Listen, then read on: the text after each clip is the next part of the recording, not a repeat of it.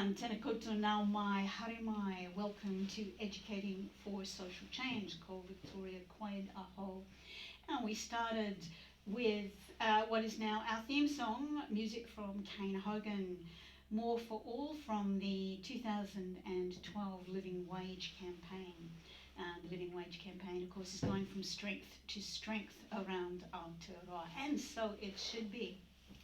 Educating for Social Change is a community radio program brought to you by the Wellington Workers Educational Association. The Wellington WEA supports adult and community education that promotes a just and equitable society in accordance with Te Tiriti o Waitangi. It's broadcast on Wellington Access Radio 106.9 FM every second Sunday at 7 p.m. and is also available as a podcast through the Wellington WEA website. Wellington Access Radio, like the other access radio stations in Aotearoa, is supported through public funding and New Zealand On Air. Now, joining me on today's program is Alex Hills, violinist, architect, anti-war and free press activist. But more significantly for today's show, Alex is the co-founder or founder of Candles for Assange, an international solidarity action movement in support of Julian Assange, the co-founder of WikiLeaks. Welcome to the studio, Alex. Thank you for having me again, Victoria. It's lovely to see you. Well, now, for those who are not familiar with the story of Julian Assange, and a story it is, Julian Assange is the co-founder of WikiLeaks. Now, WikiLeaks is a site designed to protect the identity of journalists and whistleblowers. That's people bringing to public attention or to light evidence of wrongdoing. Since its beginning, since it was founded, WikiLeaks has seen the publication of several massive leaks of classified information about several different governments, but also corporations. And it's still functioning as it was set up to do, which is to provide verified information about people's actions. And anyway, in 2010, Julian Assange was arrested in London at the request of Sweden, which wanted to question him about allegations made by two women against him. And Assange was reluctant to return to Sweden because Sweden has an extradition treaty with the United States, and because WikiLeaks had been involved in the fairly well-known dumping of information that revealed just what the United States was doing in Afghanistan. And so he, this is the operations, US operations in Afghanistan and Iraq, including alleged war crimes for which nobody has yet stood trial. On the other hand, Julian Assange has stood trial. He was on bail in the UK, and then in 2012 he jumped bail and sought refuge inside the Ecuadorian embassy in London. And I think he and his supporters thought that this would be a space in which they could negotiate or resolve the various accusations against him. He ended up remaining there for the next 7 years. In fact, Julian Assange has not been a free man for 11 years. He celebrated the last 3 birthdays in London's high security Belmarsh prison, sometimes referred to as the British Guantanamo because of its tough conditions. This is because in 2019, after a change of government in Ecuador, Assange's asylum or an Ecuadorian citizenship was revoked, and he was forcibly removed by the British police. He subsequently went on trial for skipping bail, and was sentenced to a 50-week term. This is back in 2019. Now, that was some time ago. He served his sentence, and while after his arrest, the Swedish prosecutors reopened the case against Assange in May of 2019. In November 2019, they again withdrew the case because a review of the evidence and witness testimony, they argued it was too much time had elapsed and there was not significant evidence to press the case. Unfortunately, the US authorities under President Joe Biden have not softened their stance and still want to extradite Assange to face charges of data theft and espionage. In the US, he faces a total of up to 175 years in prison in connection to the various charges that they have against him. Now, it's a long story. It's a saga indeed. But I thought I'd take the opportunity to fill in the background there, Alex, so that you don't have to. In early January of this year, a London court rejected a US extradition request concerning Assange, but the problems surrounding his case are far from over because all requests for bail have been denied, and last week on Wednesday, the British High Court has granted US authorities permission to expand their grounds for appealing, which means that they are once again seeking his extradition. Now, this Assange's case has been incredibly well documented. For the last 10 years, he's had a film crew following his case, and there's been several films made. Quite recently, UN Special Rapporteur Niels Melzer has published a book, which is the case of Julian Assange, Rule of Law Undermined. Now, how did Melzer get involved in things? Right, well, we were very thankful that he did, because he's become one of the most important voices in the campaign.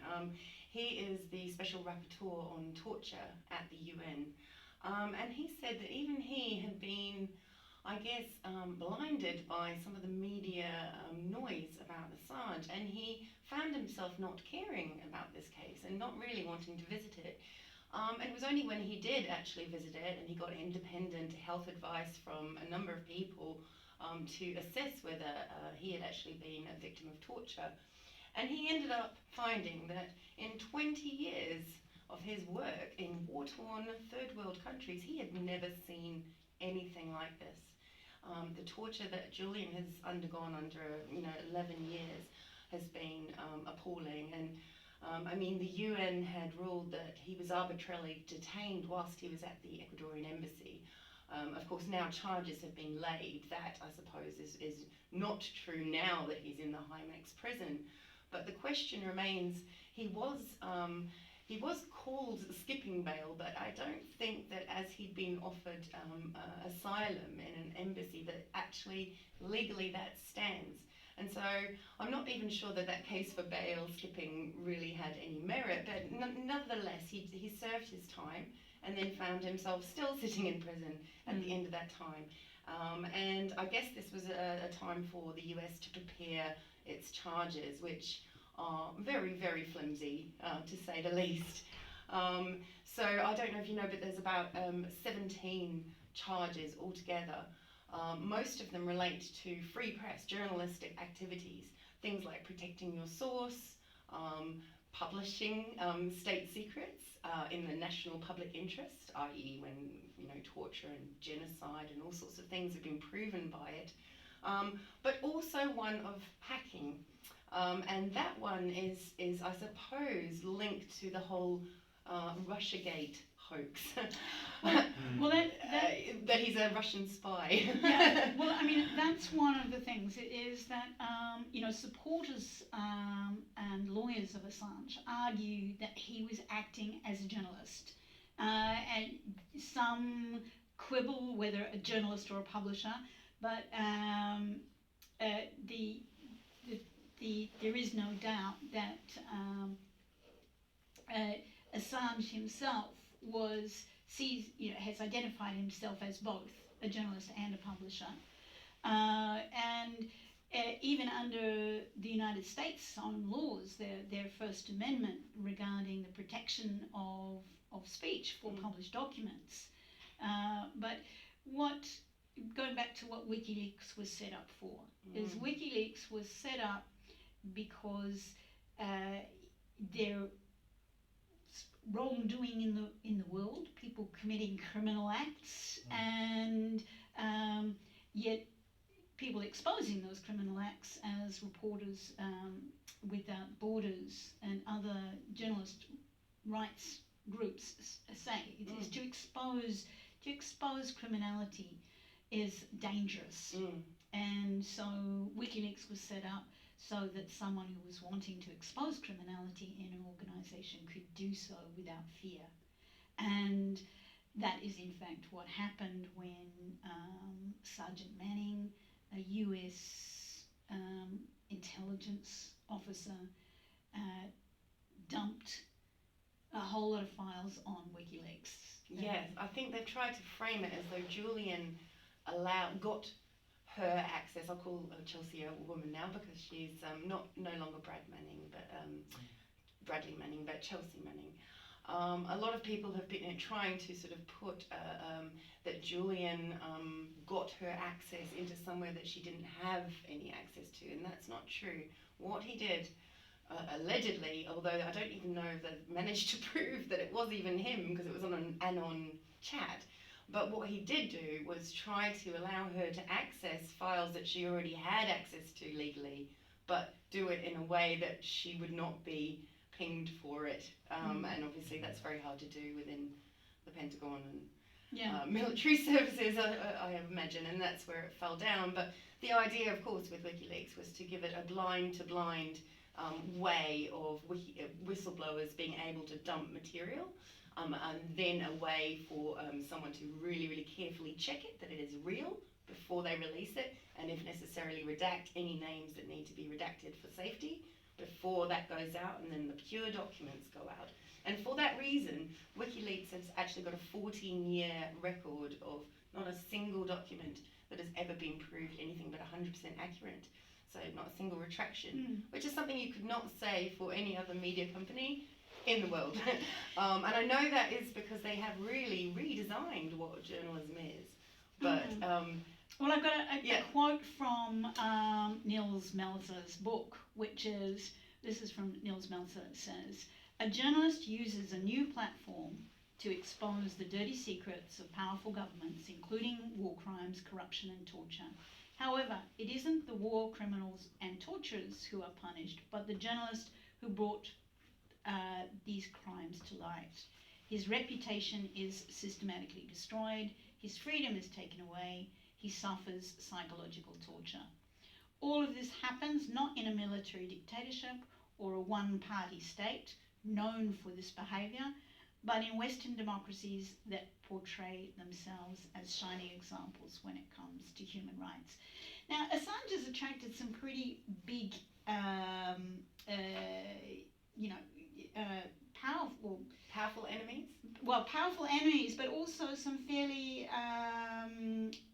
reputable supporters, such as the UN Special Rapporteur Nils Melzer, another Australian journalist, well-known journalist, John Pelger, who has spoken several times about Assange, about the recent hearing, but also has compared the various trials of Assange to the Stalinist show trials during the Cold War between the US and the former USSR, saying that the trials are not about due process but about due revenge, that revenge for Assange revealing that in this case, the United States, was acting as a war criminal. Yeah, well, I mean, I think that the real aim of this show trial is to create a chilling effect on journalism. I mean, what is occurring now, they're showing that they can, without any reporting in the media, really just continue to torture someone. And it is really scaring off other journalists from reporting any kind of truth. And not to mention scaring people off whistleblowing, because obviously whistleblowers have had a poorer over the years, they've been prosecuted quite badly, particularly by Obama. But yeah, I think that, even for journalists now, we can see that it's frightening a whole lot of people, and to do it in such plain sight and so lawlessly. Because if we look at the trial, the trial should have fallen apart many years ago. But I mean, even just on the basis that he was spied upon the whole time. He's had no legal confidential meetings, not a single one, for years. I think that was something that shocked quite a lot of people. Right. I mean, every now and again there'd be a story coming out about Assange living it up at the Ecuadorian embassy, when in fact the conditions, as Nils Meltzner revealed, is that he was effectively in solitary confinement. Especially towards the end when they gagged him, which was, a couple of years before they arrested him out of the embassy. And I have to point out that they only managed to rip him out of his political asylum from an embassy, which I don't know if it's ever happened in a Western country like this, but they were only able to do that because Trump, we know, put the order in with Ecuador in the form of an IMF loan bribe. Well, $4.2 billion, and I think that was even maybe double that by the time they'd finished. Yes, well, certainly very suspicious coincidence. Very expensive individual. Very suspicious, but I think the thing that was fairly damning was the releasing of the footage from the surveillance cameras showing that Assange had been, spied on in what he in his toilet. In what he thought was private areas. But and now, of course, Assange is still imprisoned in the UK, and which is why groups like yourselves, I mean individuals and people like yourselves, are still protesting.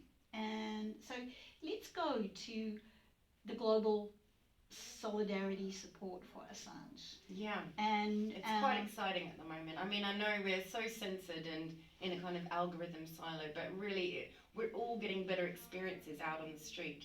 We're not finding that so many people, or at least they're ashamed to come up to us and tell us if they've got a problem now. It's the other way around. It used to be very much weighted the other way. Now, so many people are interested. In fact, a couple of young girls who describe themselves as political junkies came up to me on the street when we were protesting on Wednesday, Victoria. And when I told them the story and I explained about the New Zealand media blackout on Assange, they were like, I know about the media blackout because nothing you've told me. I don't know a single thing about WikiLeaks or Julian. They were flabbergasted. And I encourage them to sort of broaden their media choices. And yet Al Jazeera, Deutsche Welle, they are all covering, they may not do as much coverage as you'd like, but they certainly do cover whenever Assange is taken to court or whenever any decisions are made or announced. And there's quite a lot if you look up on their websites. You've got the timeline. Yeah. Anyone can go and look that up. Sure, I think the mainstream events, certainly. But, I mean, if you look at what happened about 4 or 5 weeks ago, we had the chief prosecution witness, which actually demolishes their case, admit in Stindon, in the Icelandic press, that he fabricated all of his evidence. And this is Ziggy the hacker. Ziggy, yeah. Now, Ziggy actually came on as a volunteer many years ago, and stole a lot of money, not only from WikiLeaks, but defrauded over 200 organisations. They also could prove, without any difficulty, because he'd already been taken to court for impersonating Julian Assange, in order to cause maximum trouble for him. And I mean, of course, they let him go. It turns out he's a paedophile with about 6 or 7 counts.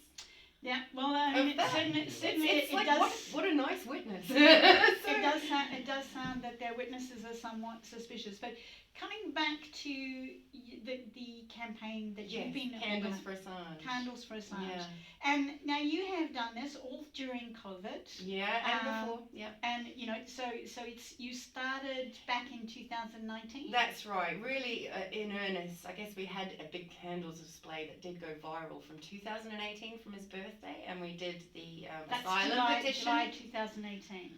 July 2018, we did a big candle display, and Greg and I, who are the co-founders of FreeAssange New Zealand, we decided to get a petition going for his asylum.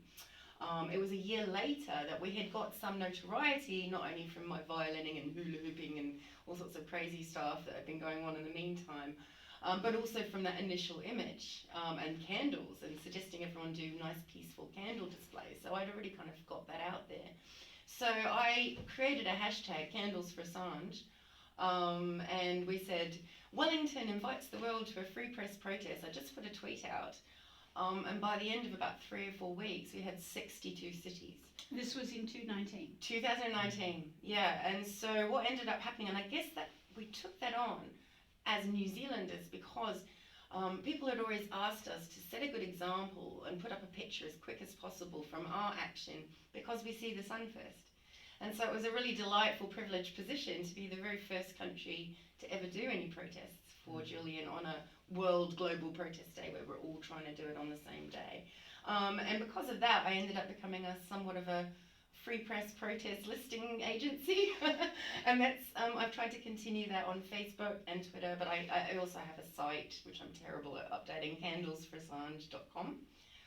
So yeah, I did become the sort of listing protest service inadvertently. Really, I never set out to become such a mega supporter, but it just turned out that no one else wanted to put their head on the block, and I couldn't let New Zealand not be participating in these global actions, which I had been working hard on for a long time. And I had worked on global actions before that with an organisation called Unity 4J, number 4 letter J, which was actually a Susie Dawson organisation that was brought on when he got gagged, actually. So Yeah, that's and when it came up. I think that was when I first That's encountered right. you and invited you onto the show. With Greg, yeah. Yeah, now we've got a couple more minutes Ooh. before the program finishes, so let's tell us about your latest action. Right. Gosh, my latest action that we did on Wednesday, or No, more? the future, looking The forward. future. Well, we've got a trial coming up. I don't know if people realise, but the US appealed on. Basically, they had only been given 3 out of 5 counts to go ahead with an appeal, and that didn't really suit them because they wanted to drag the mental health stuff. So this is the British High Court. Yeah, so granting what them the has right. just taken place on the 11th that we were protesting on that day for, it was the worst outcome possible because now the US has been given full approval to just go ahead with all 5 counts, which include the mental health.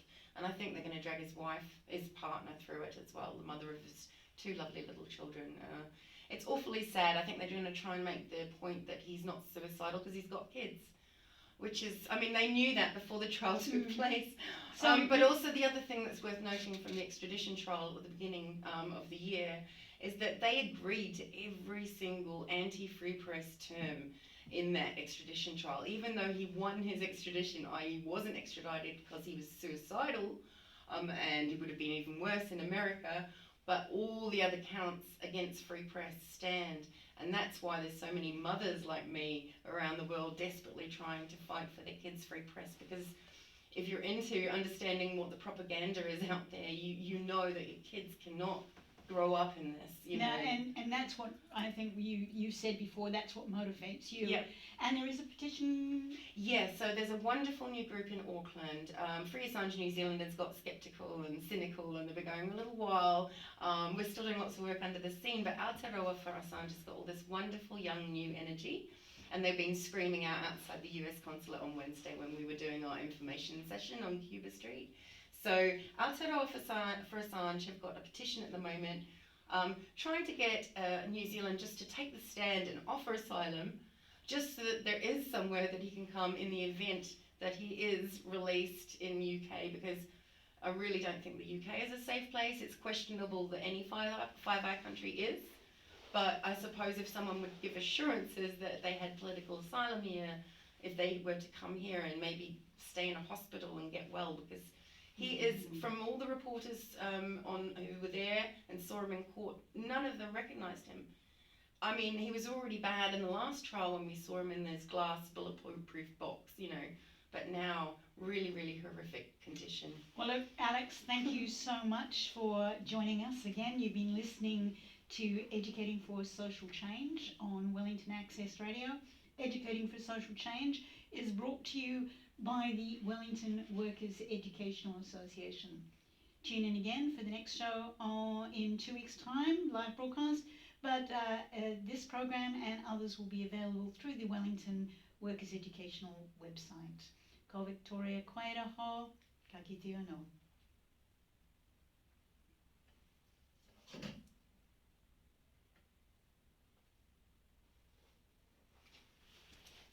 That's it. All done? Well done. Is it playing music? Sorry, Just I forgot to. Oh, sorry, I was talking.